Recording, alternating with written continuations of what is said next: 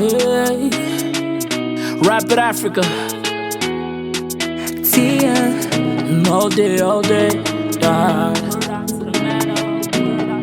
Either find we, then we'll find we today. Yeah. Rise up, rise up.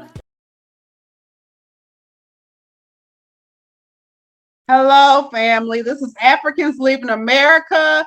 I am Afia Kumson, and I have two wonderful guests with me today. Can you please introduce yourselves to the platform, family?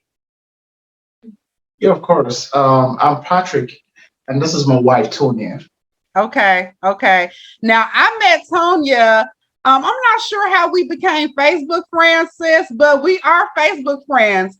And I saw the story that you posted about, your husband and being a Nigerian wife. And, it really inspired me to post it in my group. Now, you wasn't even in my group when I posted this on there. You wasn't even in there, and I got a big response from it. And I had wanted to do a segment about Black love anyway. I had did an interview previously with Sharita, one of my childhood friends from my hometown. And when I saw you, I said, okay, I see where this is going. I need to get an interview from Nigeria, So this is how this came about, family. Well, I'm going to start off with the first question. And I would like to know, how did you all meet?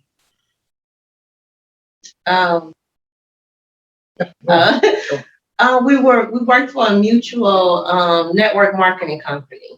Okay. So it's no longer in existence, but that's how we initially met. And so we had a mutual friend, and I also have my own company.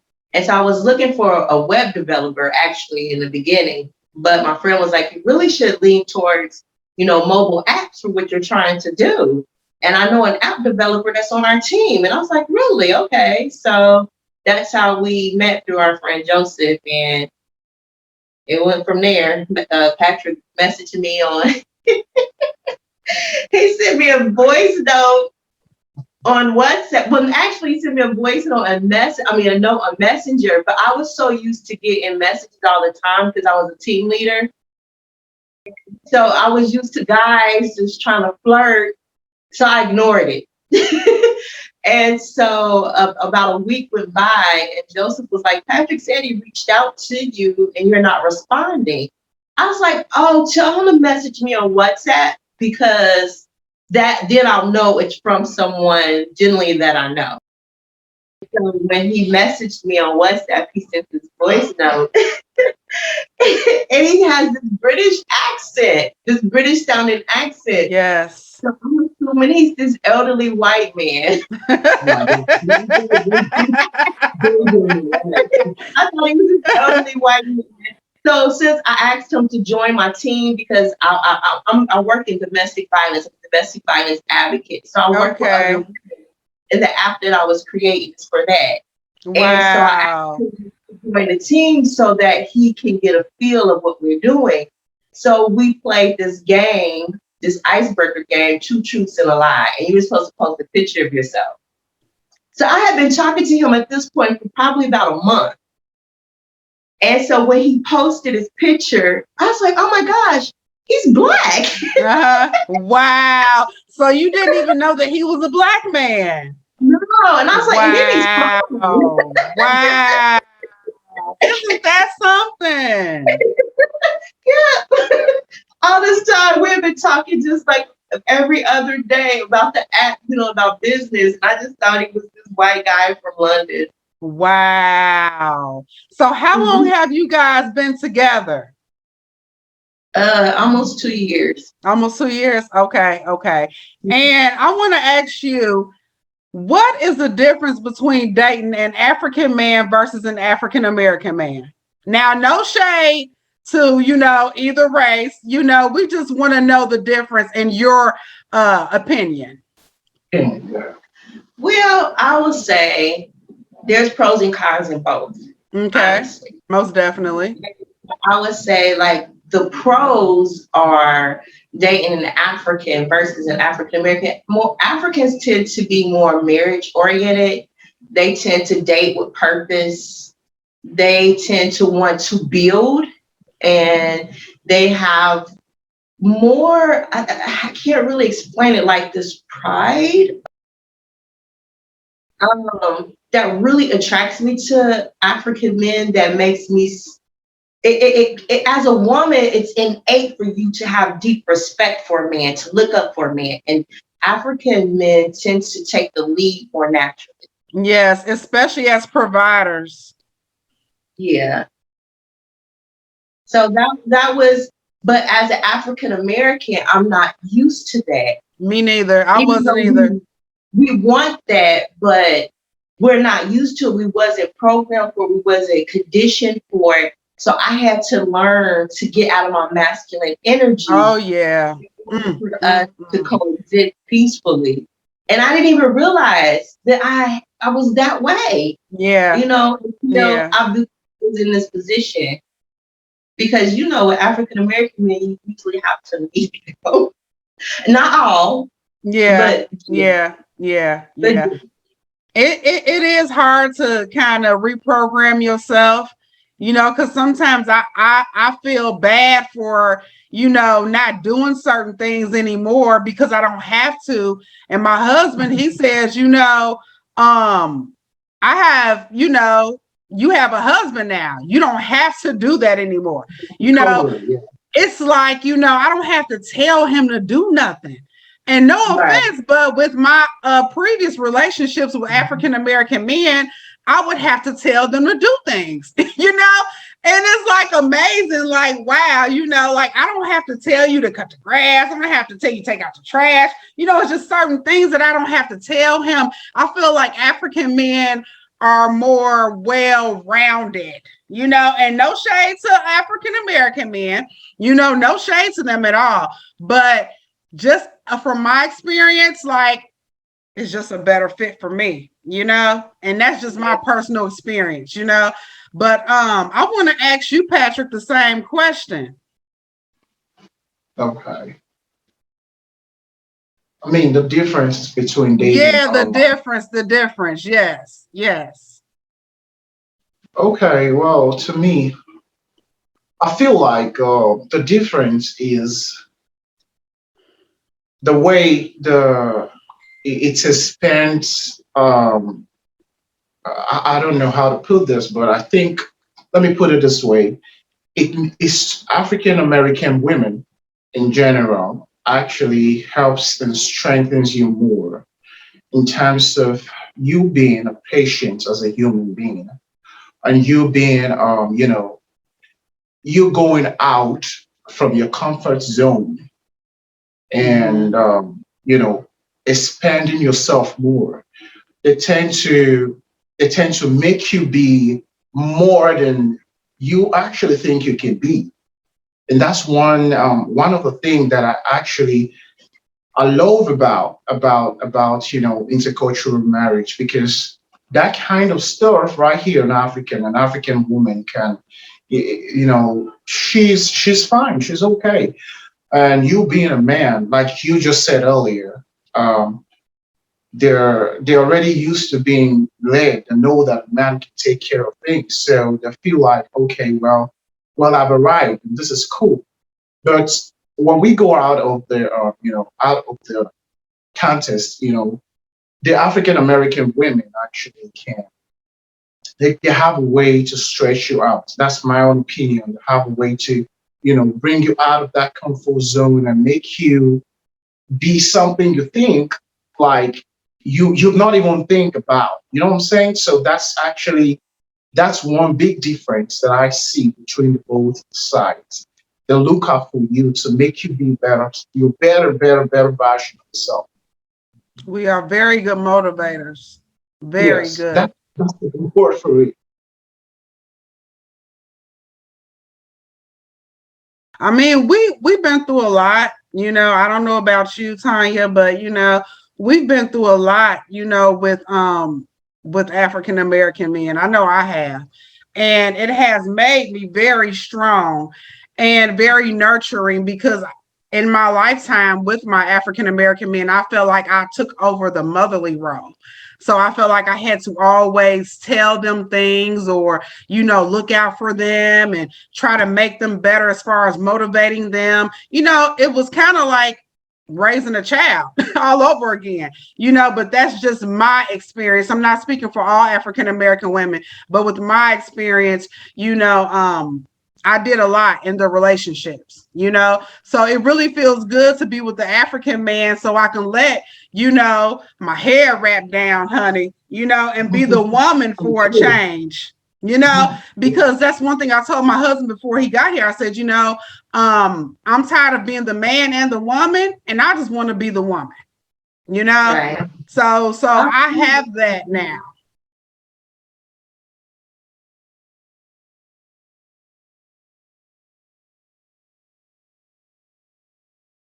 The society as a whole, the family, they build the man up from a boy.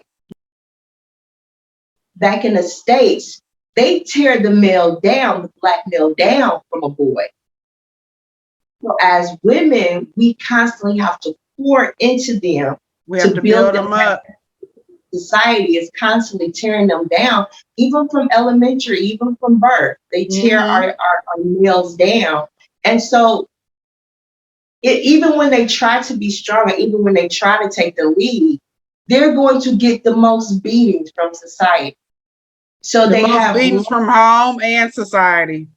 Yes. So they have learned to conform.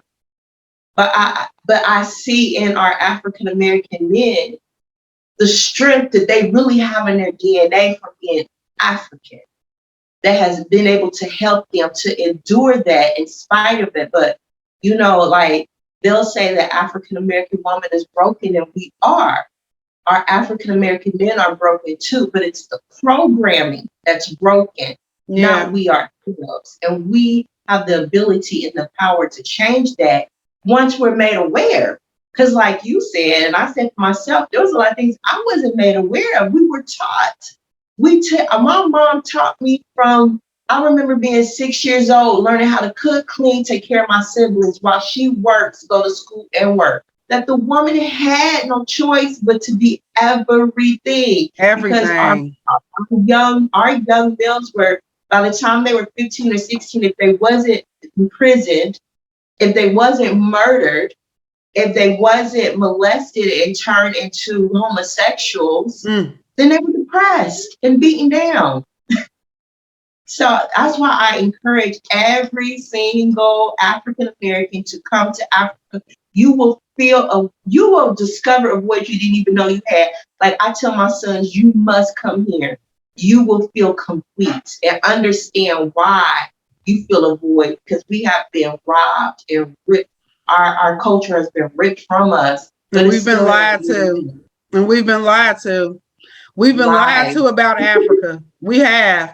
And you know what, sister? That's why I started this platform in 2018, because of that reason right there. When I went to Ghana, I just felt like I was at home, as a Black woman, and I knew that everybody, of African descent in America needed to see this as well.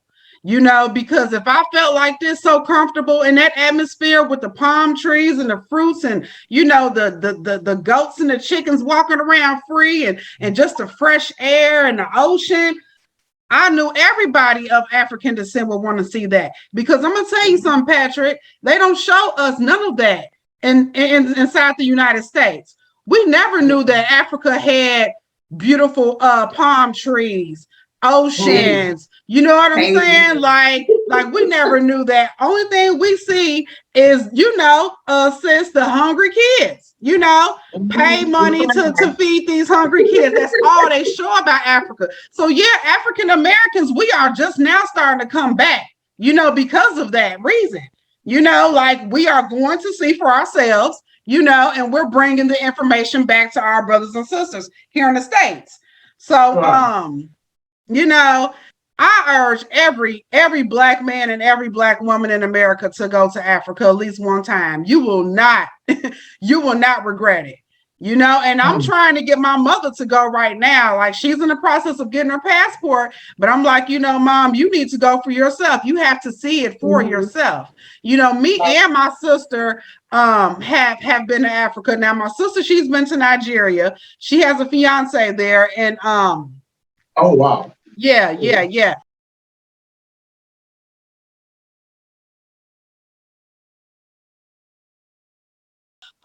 Most definitely, she's been there twice, you know, and she loves it, you know, and she Mhm. went because of me.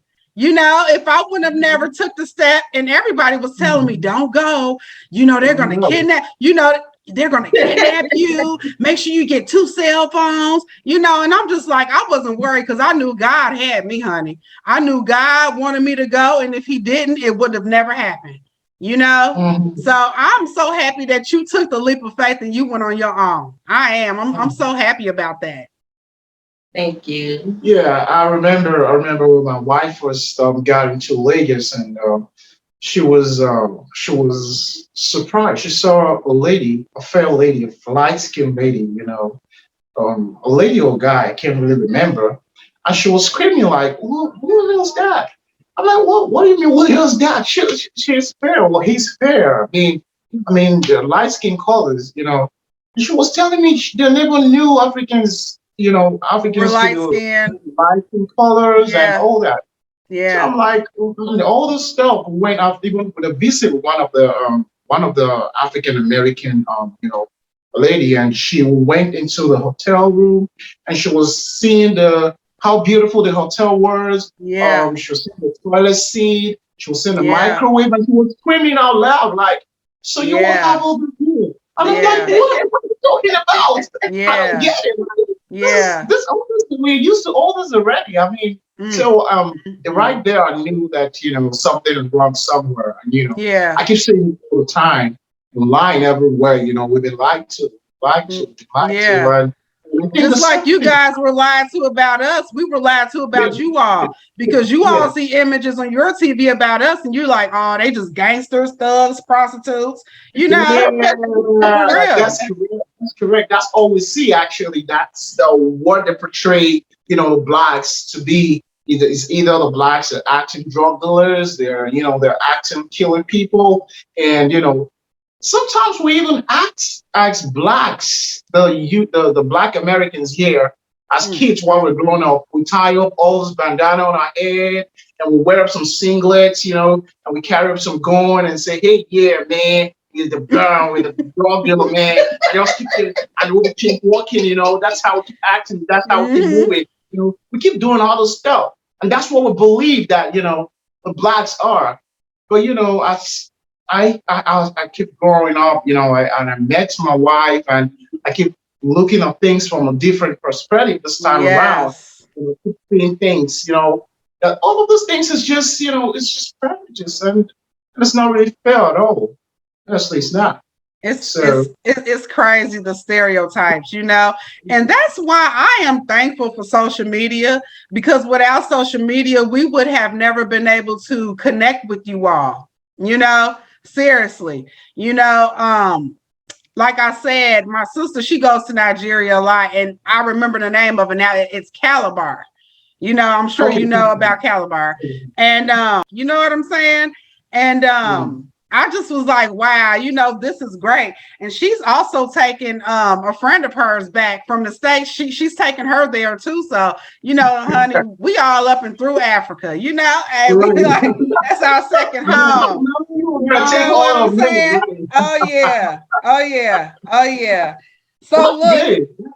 yeah. I mean, like, that's what Africans leaving America is for people to get on there, ask questions, get whatever information you need to get so you can go take your trip to Africa, because Mhm. that's what it's all about at the end of the day. But I want to ask you guys another question. So, what hardships have you faced while being married, especially being long distance? Well, one of the hardships that we face being in a long distance relationship was trust. Trust was the issue. having to be over there, now here, and we don't know the time differences. It's just 5 hours away, 6 hours away. Sometimes all of those things adding up. The trust at the beginning, me being a man of, I live on my own. I don't stay with my parents. I've been living on my own since I was 17. So I I lived on my own, and she probably, I don't know, she saw me and we started talking, and it's always there. I mean, it's normal, in a long distance relationship to think that, hey, are you sure he's not being with someone else? Or are you sure Mhm. she's not being with someone else? Are you sure he's really committed to me? So questions like that keep coming. This was really strong. This was one of the big challenges we're facing, and it was going on like that till we built up. We got to a point where it was no longer a big problem. It was now a minor problem for us, and we looked out for a way to see how, for different ways to solve that particular problem. Because I believe that any problems at all, there's a solution to that. There's a Most solution to every definitely. problem. It's just for you to get a formula, put one, two together, and make some deep thinking, about it, and you'll come up with one. So it was going up like that. For me personally, it was one of the big challenges that we faced, and every other one was not really so big. Just want to point out that the trust was really, it's just going back and forth. But as time goes on, like I said, it's normal for anyone. There's nobody that will actually have someone online you've never seen before, and you're making calls, and you just absolutely believe that the person is just for real. I mean, for a split second, she didn't think about, hey, is something going on wrong there? I mean, everybody went through it, but for me personally, it was really a big challenge to me. So that's actually what I told you. Do you have, I know you have done stuff. Um, I would say the lack of support, because, like I constantly talk about online, is that you're receiving pressure from both ends. So your African mate is receiving pressure, even if even if he has good intentions, everyone assumes he doesn't. His own countrymen. So like I was talking about the other day, we're house hunting, and we went looking for a house, and we worked with probably over 20 different agents. We did this last year. Instead of renewing our lease, we decided to move to a different location. So we have experience now. And so while we're out, the agent was lying about prices, lying about what he was doing. And so, he's starting to see that we wasn't happy. And so, of course, he hears my accent and knows I'm not there. So he immediately asks Patrick, he's speaking pidgin. So I said to him, Patrick didn't answer. So I said to him, I understand everything you've been saying. Mhm. Oh, I said, I'm not new here. I've been here for a year. So he's like, oh, wow. But the thing was, it wasn't the fact that he just asked if I could understand. It was the fact that he felt that he could say to my husband, is it okay if I deceive your wife? Because he assumed that Patrick would be okay with it. You see what I'm saying? And so I had to like, why would you treat, like I say all the time, I'm like, we're your lost relatives. We were taken from our family. We find our way back home, and our relatives, a lot of them reject us. Now here we done straddled, we done found our way home, and they're looking at the clothes that we're wearing and say, I want to take that from you. Instead of welcoming us, saying thank you for coming home, and surrounding us and protecting us. Change. If that can change, it will be a game changer for all of us, because now more African Americans will be willing to return to Africa and stay and thrive. And it will help the country, the continent to thrive as well. It Because now would. we're forming allegiance. But that has to change.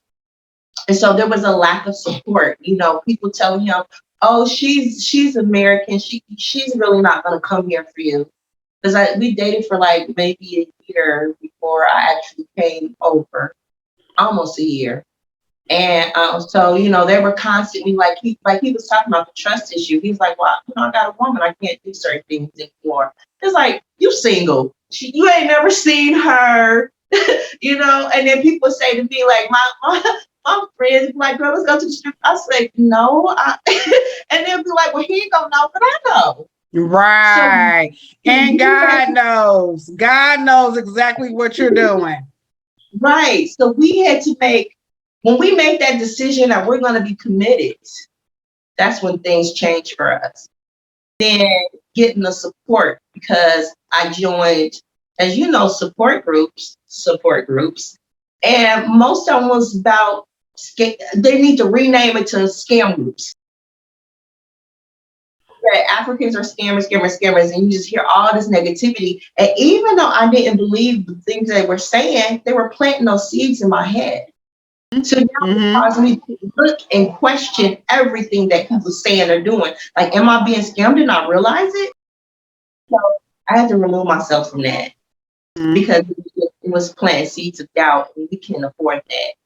So once we made those two decisions to be committed, to be completely committed to each other, committed to the success of our relationship and our marriage, things changed for us.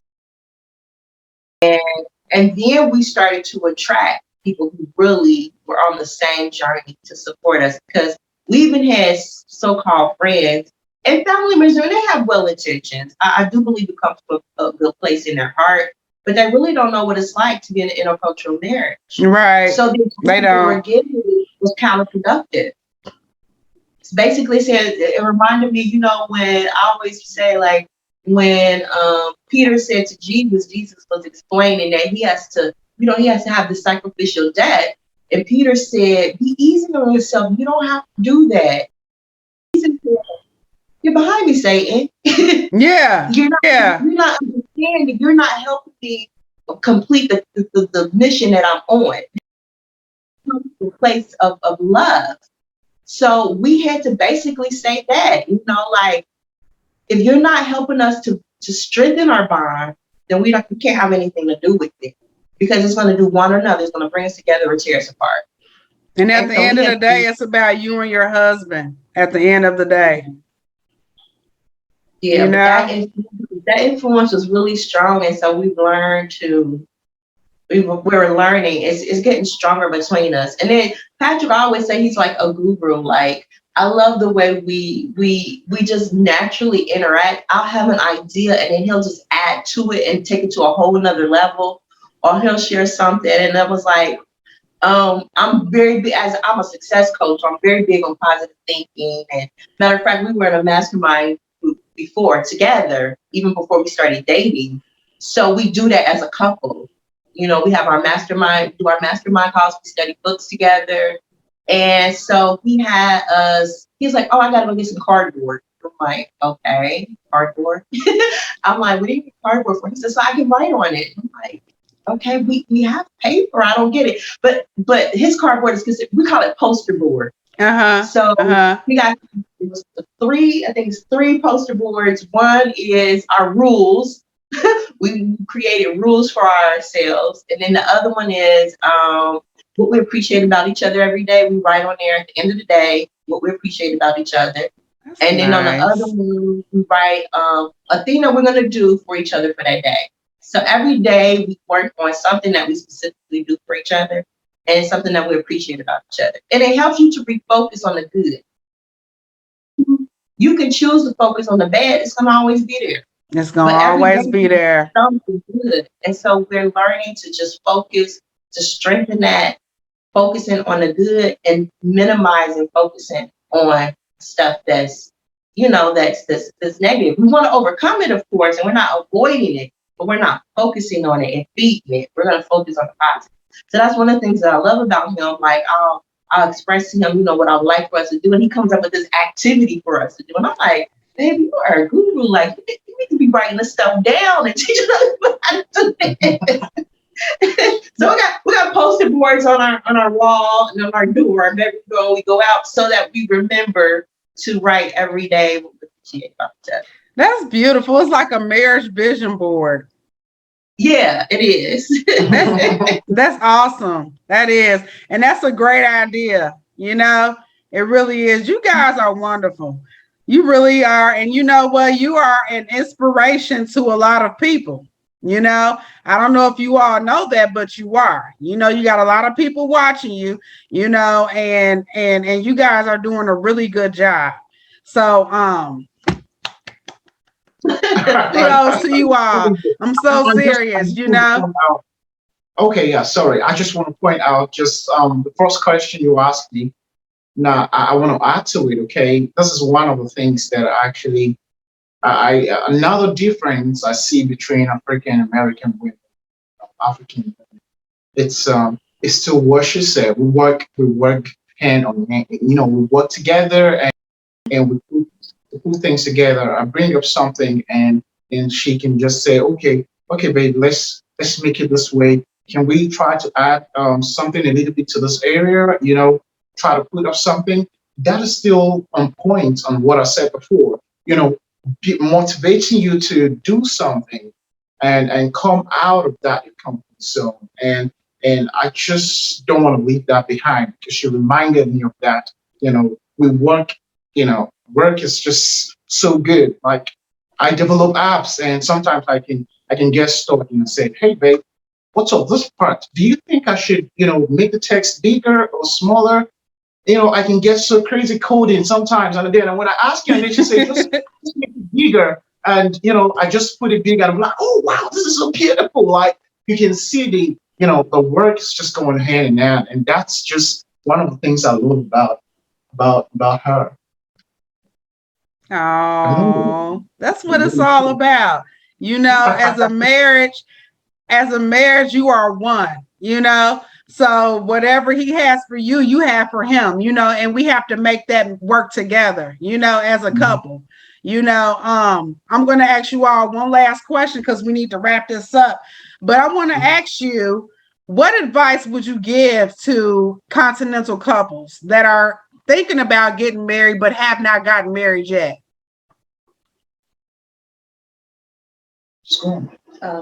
What I would say for the women is pay attention to who you're talking to, who you're surrounding yourself with.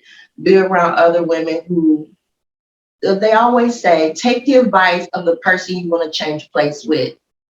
So if you're listening to women who are bitter, who they don't know how to come up out of their problems, why are you following them? Exactly. It is too critical. And so that's why Patrick and I, we're very, very transparent in our relationship, have always been.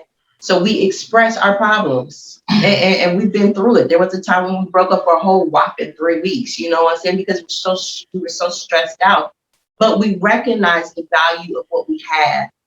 And I know a lot of women struggle with that financial issue. And what I say, for me, what has helped me is that a lot of women may come with the capital. Maybe they may come with the money, but when you invest it in your husband, he comes with the knowledge, he comes with the backbone, he comes with the determination, the drive to build something and create something that that same woman could take that same paycheck and invest it in her baby daddy or her boyfriend, get some smokes and some alcohol or party. And what did you do with that money? You know what I'm saying? It's But I know, it's in the right? I wind. know that money. My husband, when he's asking me, is like, baby, you know what? We need a new generator because I need to be able to work 24/7 without having the electricity down on me. I know that anything that I invest in him, he triples it. I remember when we first started, and I was like, baby, I believe in you. I believe in you, and I know what you're doing. And I said, I know you're going to make us rich one day. So anything that I invest in, I know you're going to give it 100-fold. He said, no, baby, I'm not going to make you rich. I need you to understand. I'm going to make you wealthy. Yep. I said, oh, Sound Okay. like my husband, girl. I remember when he first got here, I had a dream about him. He was climbing a tree, and I was watching him climb this tree. And that analogy that I came up with is that once he got here, he was gonna grow and grow and grow. And he has. He's been here for 2 years. His 2 year anniversary was just this past Sunday, and he's grown so much, because when they get here, they're like babies, like they don't know certain things on how to do. And like it just amazes me how much he has grown since he got here. And I'm just so appreciative, I really am. I really am.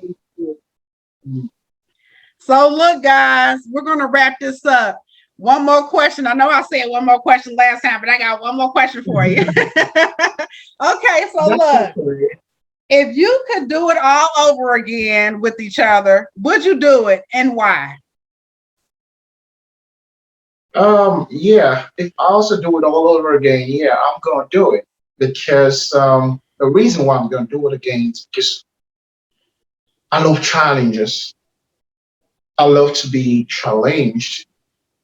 I don't like being, at a particular place. And she takes me, she pulls me up. She pulls me up like, come out. Like you can do this. You can do this. And she's doing what I really think or what I know that I really want. And I'm actually comfortable with. So I'm just gonna do it again because she's amazing, and I feel like a king. Actually, in some ways that she treats me, it's so amazing, and there's nobody who's gonna be a king. If you ask people who are king traditionally, okay, in Nigeria, and ask them, do you want to be among the royalty home when you come back again, when you die and come back again? The can answer, of course, yes, because they know what that comes with. So yes, that's why I'm gonna do it again, all over. Okay. And what about you, sis? Oh, most definitely. I have said I would write a book on a workbook on what to do and what not to do because I learned a lot along the way. So there's a lot of things I would change, improve. But then I look at it, well, maybe I needed to go through those obstacles so I can know better how to help others. As things would have been smooth, then I wouldn't know how to overcome obstacles and challenges. So I guess I really wouldn't change. But I will say I would encourage more women to come and stay in their husband's country for I'd say honestly for 4 to 6 months. Oh, I said, and then you are learning the African customs because because they do things different than we do, and that's a very good way to be living. The African living is the real way to live. I feel like, it's the natural order, and when we go back there, it's a healing custom for us. We are healing. And what better place to heal in the sunshine 24/7? Like what better way to get the fresh fruits and vegetables and, just fresh everything. My health improves when I'm here. Oh, yeah. When I go to States to visit, it starts to decline. Oh, yeah. It's crazy. Yeah. Oh, yeah. When I came back to the States, I got so sick. I did. Like my allergies were so bad. My nose was running. My eyes was running. Like I was sick. Yeah, I was. And I was depressed. I was depressed. In the air, don't it? Yeah. I was depressed for about 2 weeks too. I was crying and stuff. But so, yeah. Well, I thank you all for coming through for the interview. I really appreciate it. And yeah, thank you very much. I just want to say one thing real quickly about the app that I created is Tribal Gateway, TGW, it's for intercultural couples, being able to connect and support each other. So you can find it on the Google Play Store. Okay. With a search name TGW. I'm going to get the information from you guys once we get off the video, so I can put it inside the link for the description for the video. All right. All right. And This is- I just want to say, Thank you. I just for what want to you're say doing. thank you so much for the good work. You know, I've seen some of your videos, the previous ones, and you know, I want to appreciate you so much. You're doing a wonderful job. Honestly, you're helping people out there, and you might not know it. You know it, but you might not really know how much more you're helping people out there. And I want to say very big thank you to you. And good job, well done. Just well done. Let me give you a clap too. Thank you. Thank you so much, guys. You know, I love what I'm doing.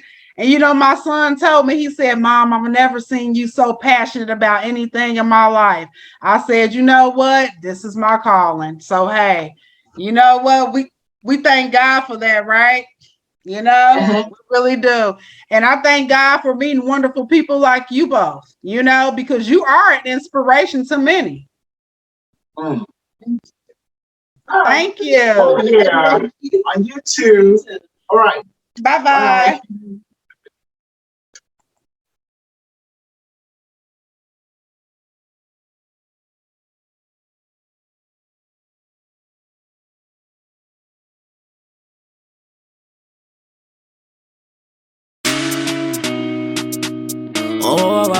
Yeah. Rapid Africa. Tia. All day, all day. Yeah. Either find we, don't go find we today. Yeah. Rise up.